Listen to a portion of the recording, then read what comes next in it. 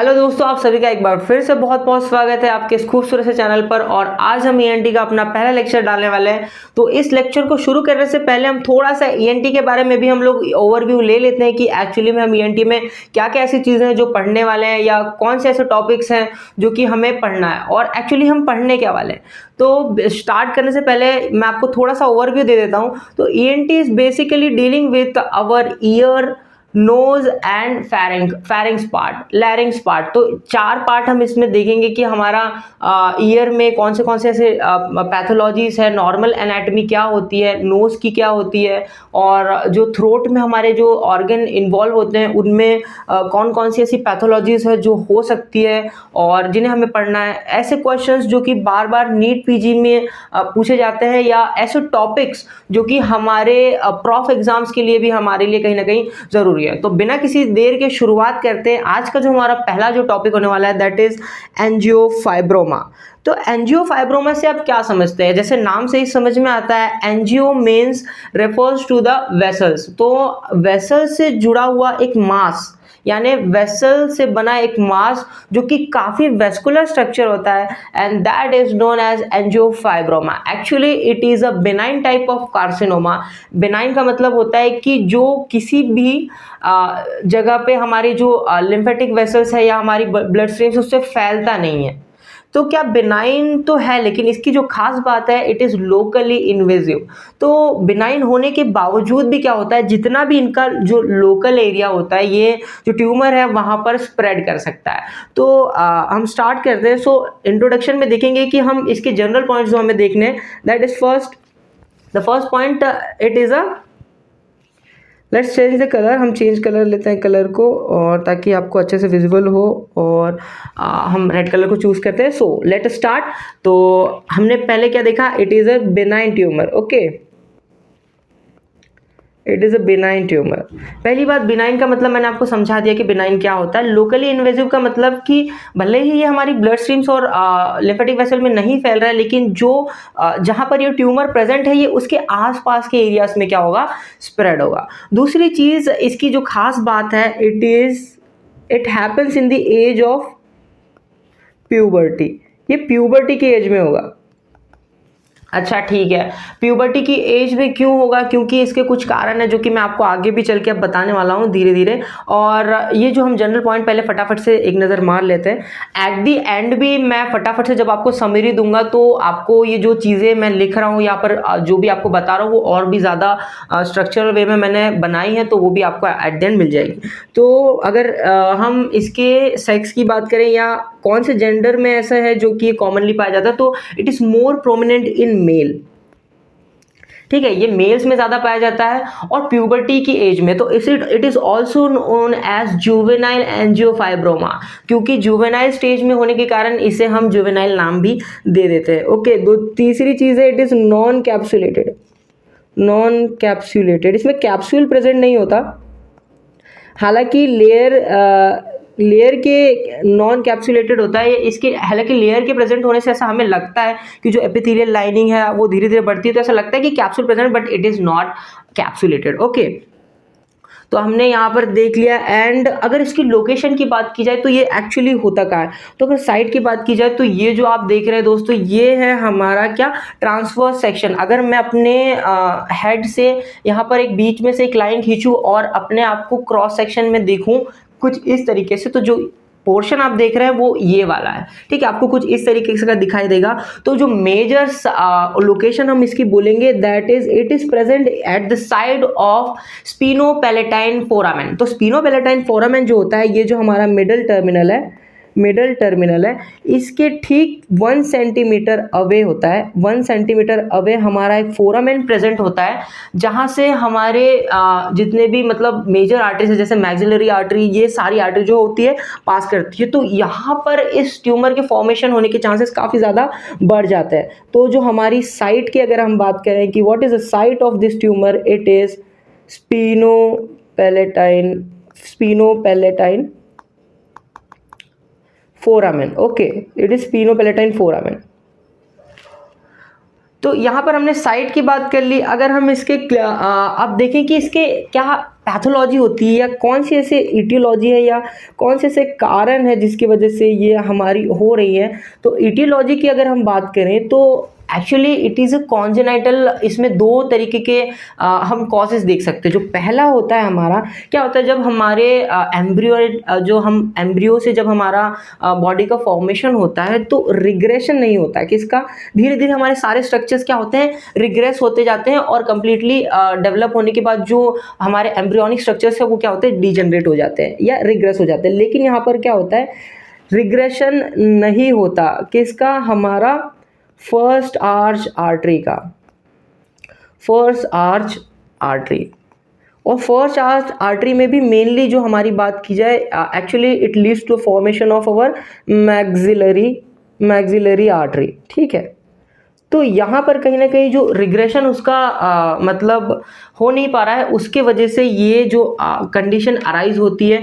और साथ ही साथ इसमें हमने ये भी देखा था, मैंने आपको याद होगा पहले बताया था कि it occurs in juvenile stage. तो क्या होता है जब हमारी जुवेनाइल स्टेज आती है तो हमारे हार्मोन्स काफ़ी ज़्यादा एक्टिव हो जाते हैं।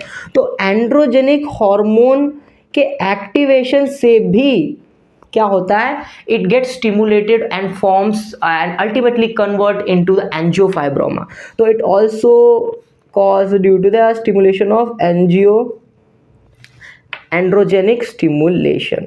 ओके, तो this both causes can lead to our angiofibroma. Okay, तो ये तो हमने देख लिया। अब अगर क्लिनिकल फीचर्स की बात की जाए तो what type of clinical features you will find in somebody who is suffering from angiofibroma. तो आप देखेंगे कि it is a vascular type of it is a vascular form of tumour. तो आप देखेंगे कि जब नोज में क्या होगा, रिकरेंट एपिस्टेक्सिस। एपिस्टेक्सिस का मतलब होता है repeated bleeding from the nose. उसकी नोज से क्या होगा, बार बार आपको क्या होगा, ही और she will complain of bleeding through the nose. ठीक है, तो it causes the recurrent epistaxis. Okay, epistaxis. एक चीज़ मैं आपको और बताना चाहूँगा कि कभी ऐसा हो सकता है कि आपको किसी चीज़ के प्रोनाउंसिएशन में या स्पेलिंग मिस्टेक्स में आपको ऐसा लगे कि यहाँ पर कुछ गलत है, बट मेनली आपको आपको ट्राई करना है। मैं भी चीज़ों को इम्प्रूव करने की कोशिश करूँगा, बट आपको भी मेजरली अभी जब हम लेक्चर्स में पढ़ रहे होते हैं तो आपको कंसेप्ट पर ही फोकस करना है, क्योंकि जो इधर उधर थोड़ी बहुत चीज़ें हो जाएगी, हम उसको आखिरी में जो आपको स्ट्रक्चरल वे में नोट्स प्रोवाइड करेंगे उसमें आपको और बेहतर तरीके से मिल जाएगी। तो मेनली आपको अभी तो जो फोकस आपको रखना है वो अपने कंसेप्ट पर रखना है। तो हम क्लिनिकल फीचर्स देख रहे हैं। तो पहली चीज़ तो हमने देख ली कि रिकरेंट एपिस्टेक्सिस देखते हैं, क्योंकि रिच सप्लाई है ब्लड की। तो जब भी किसी भी तरीके का कोई भी रप्चर अगर होता है तो वेसल का, तो हमें क्या फटाफट से यहाँ पर देखने को मिल जाएगा रिकरेंट एपिस्टेक्सिस। दूसरी चीज़ जो आपको देखने को मिलेगी दैट इज क्या होगा कि जब ये ट्यूमर बढ़ेगा तो कहीं ना कहीं बहुत सारी चीज़ों को ऑब्स्ट्रक्ट करेगा। आप इमेजिन कर सकते हैं। तो क्या होगा, इट विल, अगर हमारी नेजल कैविटी को कहीं अगर देखिए, अगर ये नेजल कैविटी की तरफ हमारा मान लीजिए ये यहाँ कहीं हमारा क्या, अगर मैं देखूँ तो ये होता है हमारा फोरामेन। अगर यहाँ पर ये जनरेट हो रहा है तो ये धीरे धीरे क्या होगा, फैलेगा, और फैलते हुए कहीं ना कहीं मेरी नेजल कैविटी को भी ब्लॉक कर सकता है। तो इट ऑल्सो कॉजेज हाइपोनेजल वॉइस को ये लीड कर सकता है। ये दूसरा फीचर हो गया हमारा। तीसरा जो फीचर है, it can also lead to serous otitis media, serous otitis media. ठीक है, और ये और भी चीज़ें जो कॉज कर सकता है, that it can cause recurrent epistaxis, nasal obstruction and कोई चीज़ हमारी छूट रही है क्या, नहीं, चलो।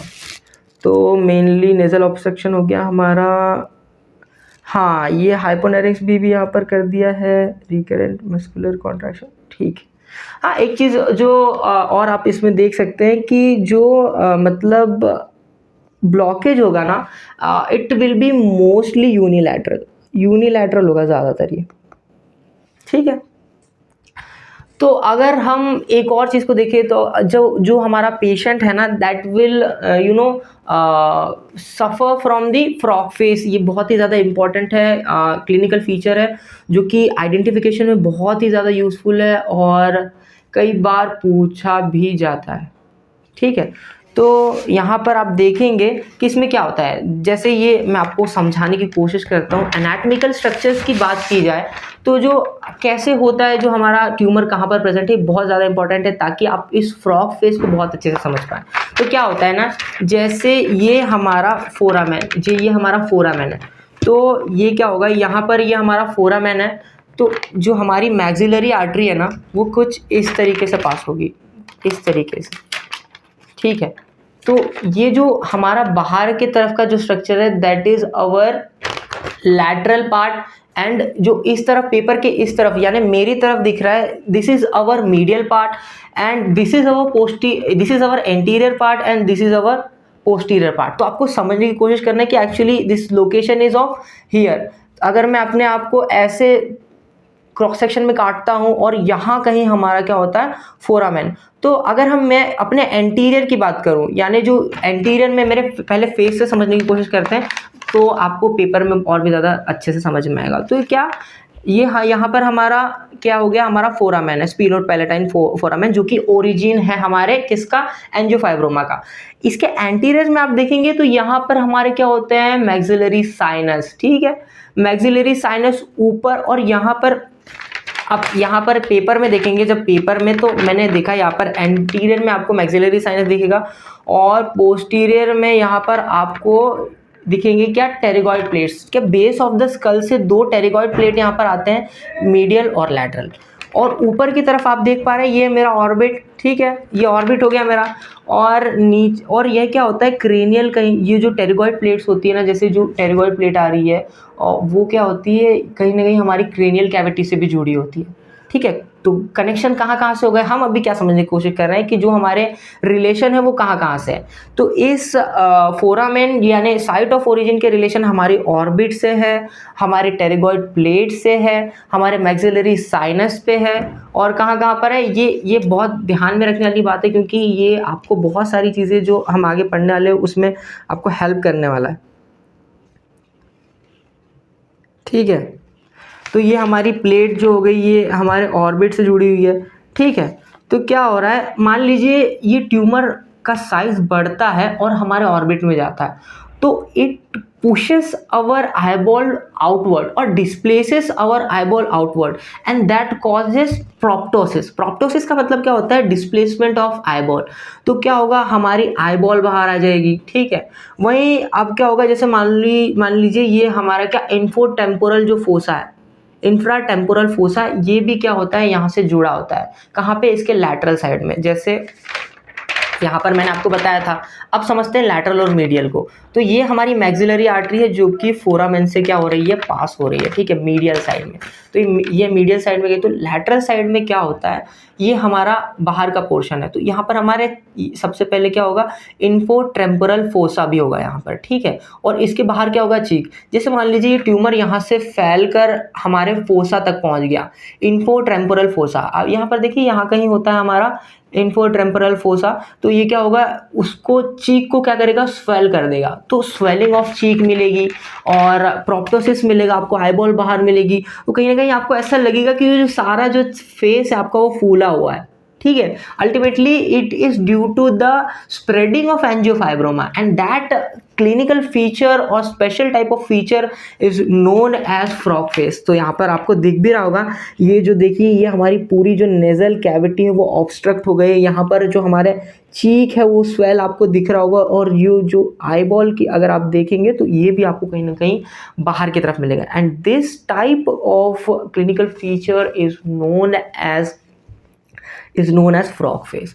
अगर हम इंट्राक्रेनियल रूट्स की बात करें तो क्या होता है कि जो हमारी स्पीनॉइड बोन होती है, फॉर एग्जांपल ये हमारी बटरफ्लाई शेप की स्पीनॉइड बोन होती है। ठीक है, डायग्राम उतना कुछ खास नहीं है पर आपको बस समझने के लिए बनाना है। तो अगर हम ये हमारी स्पीनॉइड बोन को देखें तो यहाँ पर क्या होता है, हमारे फोरामेन भी अवेलेबल होते हैं।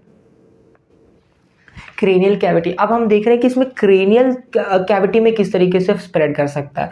तो क्या होगा, जैसे ये हमारा यहाँ पर है, तो यहाँ से जो हमारी टेरिगॉइड प्लेट्स है ना, अगर वो ऊपर की तरफ बढ़ती है, ऊपर की तरफ अगर ये ट्यूमर फैलता है ना, तो it can also go in our cranial cavity through this foramen, and this foramen are foramen rotundum, foramen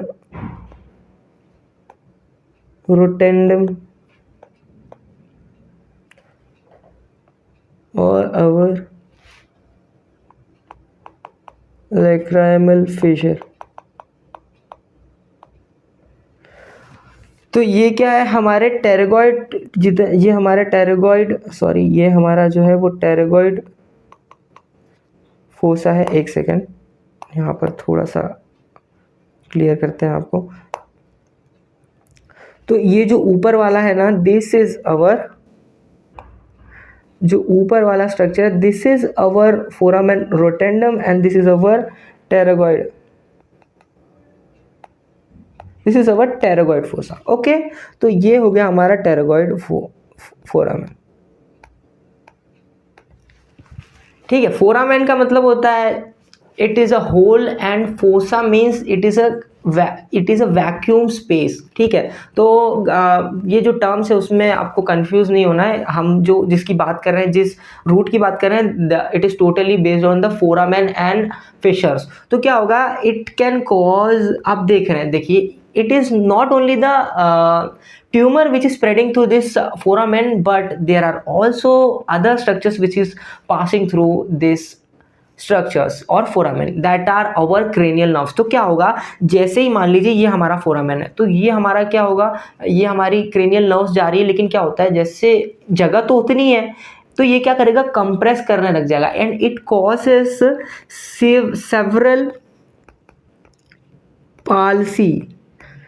several palsies of the nerve.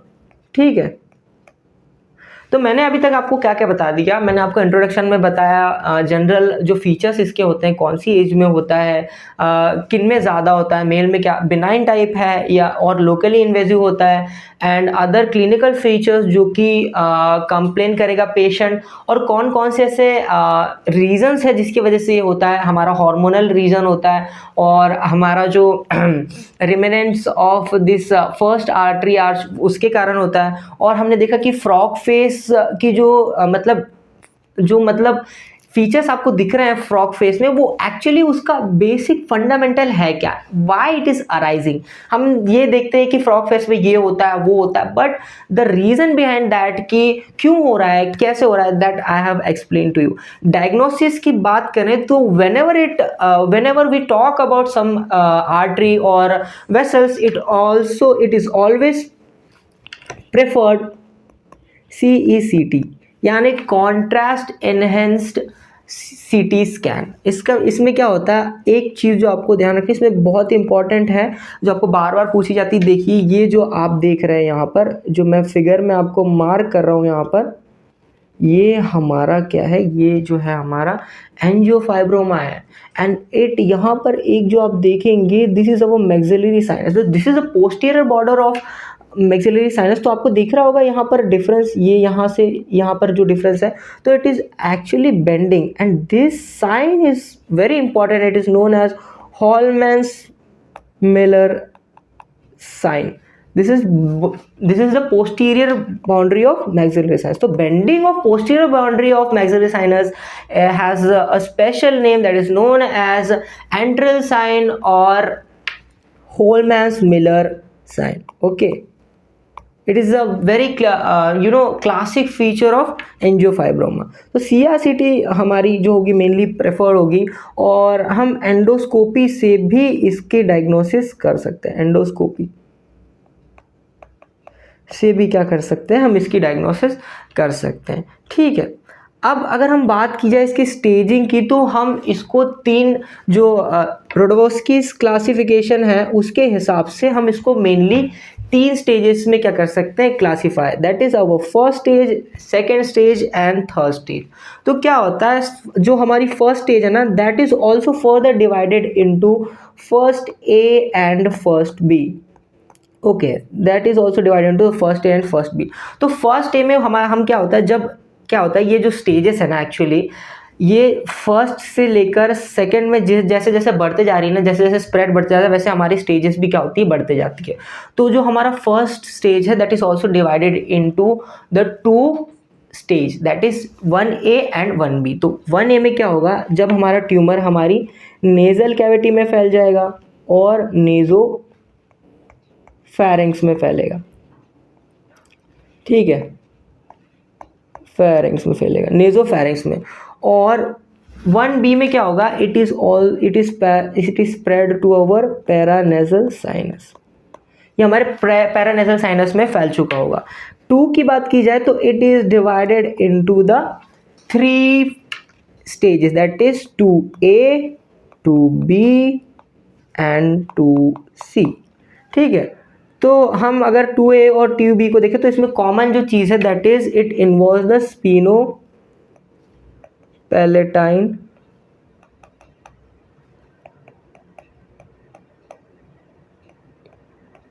स्पीनोपैलेटाइन fossa. तो जो क्या होता है, जो हमारा जो फोरामेन होता है ना, अगर हम उसके लैटरली बढ़ें तो क्या होगा, सबसे पहले हमारा क्या होगा, स्पीनोपैलेटाइन फोसा भी जो क्या होता है वहाँ पर प्रेजेंट होता है, जो कि हमारे स्पीनोपैलेटाइन फोरामेन से जुड़ा होता है, ठीक है। तो अगर इसका मिनिमल स्प्रेड है, अगर ये बहुत ही कम जगह पर स्प्रेड हुआ है, तो that comes under 2A class, ठीक है। अगर ये बहुत पूरी तरीके से फैल चुका है फोसा में, और हमारे प्लस फोसा के साथ साथ इसने हमारे ऑर्बिट को भी इन्वॉल्व कर दिया है, so it will come under 2B class. और 2C की बात की जाए, सॉरी इट इज 2C में क्या होता है, it goes towards our infra temporal fossa, ठीक है, it goes towards our infra temporal fossa. तो यहाँ पर अगर देखें तो यहाँ पर क्या होगा, ये आपको जो CRCT में दिखा रहा हूँ उसमें आपको लोकेशन में आपकी बता रहा हूँ। तो this is our foramen and this is our maxillary sinus, this is our nasal cavity, okay. मैं जो स्ट्रक्चर आपको बता रहा हूँ आपको ध्यान रखना है, this is our maxillary sinus, और ये इधर साइड हमारा क्या होगा, टेम्पोरल फोसा, ठीक है।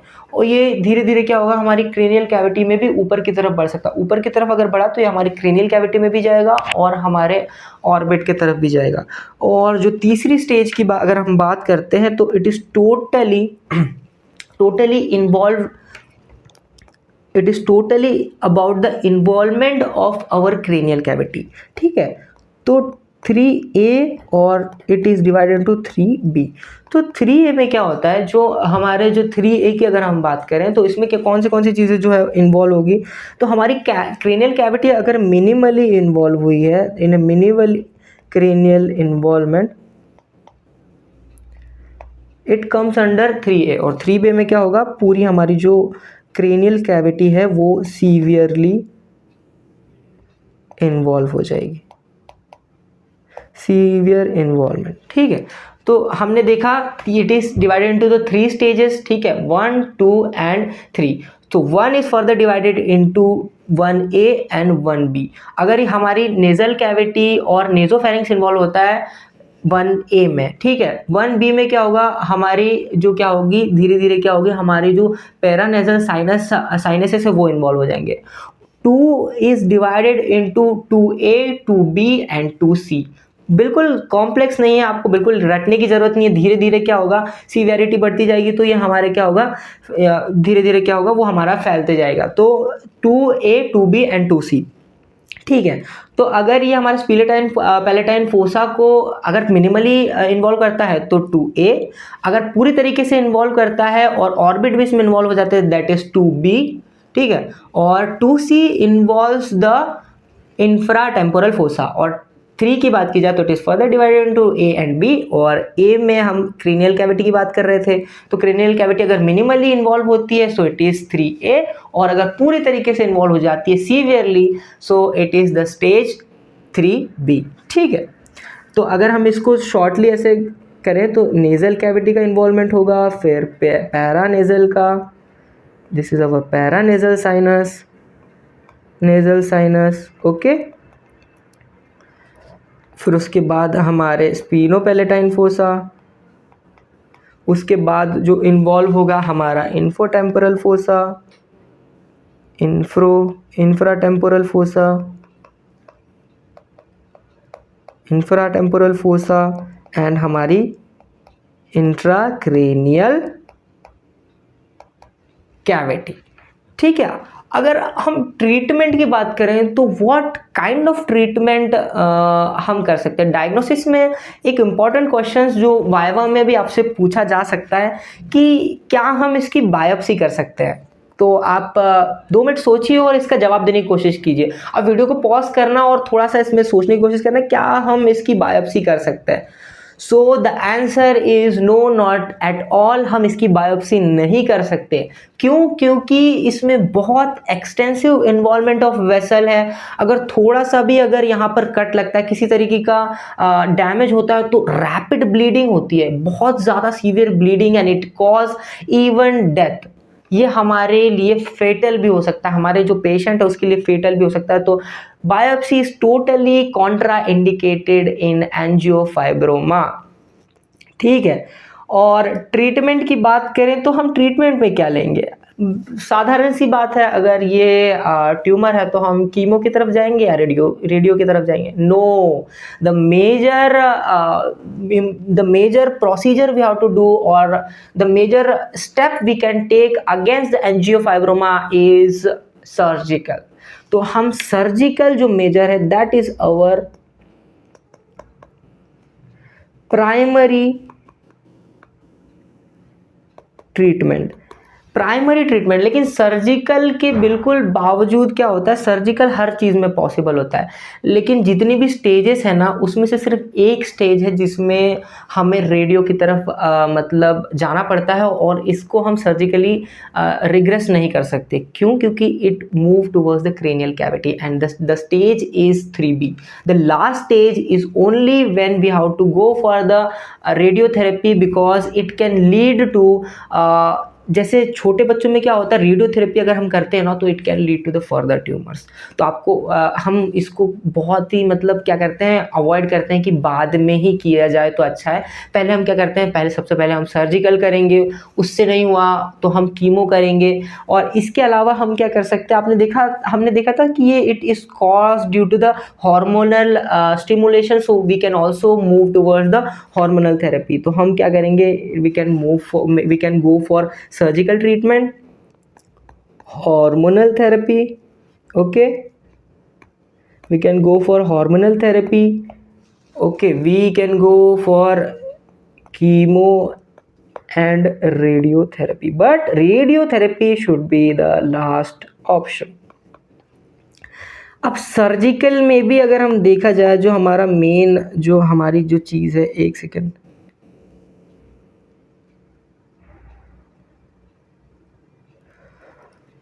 जो सर्जिकल है उसमें भी जो हमारा जो मेन कंसर्न है, सर्जिकल में भी जो हमारा मेन कंसर्न है उसमें क्या करेंगे हम, एक सेकेंड मैं कलर चेंज कर लूँ। हाँ, तो सर्जिकल में भी हम क्या कौन से ऐसे मतलब इंसिजन्स है जो कि प्रेफर करते हैं, तो हम क्या कर सकते हैं, लैटरल राइनेक्टोमी कर सकते हैं, ठीक है। यहाँ पे क्या होता है, जैसे for example this is our knows, okay, so this is our knows. तो हम क्या कर सकते हैं, जब हम नोज के लैटरली में इस तरीके से इंसिजन देते हैं, this is our lateral rhinectomy approach. और ये हमारी जो लिप्स है, अगर हम लिप्स के पूरी तरीके से यहाँ से रिसेक्ट करते हैं, this type of incision is known as Weber's incision. तो हम वेबर्स इंसिजन को मतलब प्रेफर करते हैं। हम लैटरल राइनेक्टोमी कर सकते हैं, हम ट्रांस नेज़ल रूट के थ्रू जा सकते हैं, ठीक है, नेज़ल रूट के थ्रू जाएंगे तो क्या होता है, कई बार क्या होता है जो हमारा सीधी सी बात है यार, जब हम सर्जरी करते हैं तो यहाँ पर स्कार होने के चांसेस हो जाते हैं। तो बहुत सारे ऐसे लोग होते हैं जिन्हें अपने चेहरे पर स्कार नहीं चाहिए होता है, तो वो क्या करते हैं, ट्रांसपैलेटाइन अप्रोच को मतलब ले लेते हैं या हमारे मैक्सिलरी साइनस के थ्रू जाने की कोशिश करते हैं। तो this are the different routes through which the surgical process is done, or this is for and that's all for today. उम्मीद है आपको ये लेक्चर अच्छा लगा होगा और कुछ ना कुछ नया ज़रूर सीखने को मिला होगा। और एक बार फटाफट से हम रिवाइज कर लेते हैं कि हमने अभी क्या क्या पढ़ा है। हमने पढ़ा कि एंजियोफाइब्रोमा क्या होता है, इसमें कौन से जनरल पॉइंट्स हैं, किस में होता है, कौन सी एजेस में कॉमन होता है, और कौन से ऐसे फैक्टर्स है जो कि रिस्पॉन्सिबल होते हैं इसके लिए, कौन से इसके डायग्नोस्टिक जो टेस्ट होते हैं वो हम करते हैं। यहाँ पर आप देख सकते हैं मैंने सारी चीज़ों को यहाँ पर लिखा भी हुआ है स्लाइड्स के फॉर्म में कि एंजियोफाइब्रोमा के जनरल पॉइंट्स, फिर उसके बाद हमने देखा कि इसकी साइट ऑफ लोकेशन, ओके, इसकी पैथोलॉजी, कौन से इसके क्लिनिकल फीचर्स है, फ्रॉग फेस क्या होता है, क्यों होता है, उसमें कौन से क्लिनिकल फीचर्स आपको देखने को मिलते हैं, routes of through which the intracranial spread. एक चीज जो थोड़ी सी मुझे ऐसा लगता है कि और मैं अच्छे से आपको बता सकता हूँ, that is it is also spread through the meridian canal, that is supra orbital fissures के थ्रू भी ये क्रेनियल कैविटी में जा सकते हैं, which causes multiple nerve palsy. ठीक है, उसके बाद एंडोस्कोपिक हमने देखा कि क्या कौन से व्यूज होते हैं, और हमने देखा कि हॉलमैन्स मिलर साइन क्या होते हैं, और ओडेवेस की क्लासिफिकेशन के साथ साथ हमने देखा कि ट्रीटमेंट में कौन से जो हमारे मेजर्स है जो हम कर सकते हैं। उम्मीद है आपको लेक्चर पसंद आया होगा, और हो सकता है कि हम आखिरी बार मिल रहे हो क्योंकि there are lot many other channels, बहुत सारे वीडियोस यूट्यूब पर अवेलेबल है। तो अगर ये हमारी आखिरी मुलाकात भी हो सकती है, अगर आप लगातार मुझसे जुड़े रहना चाहते हैं और आगे भी सीखते रहना चाहते हैं तो हमारे चैनल को आप सब्सक्राइब भी कर सकते हैं। Thank you so much. Thank you.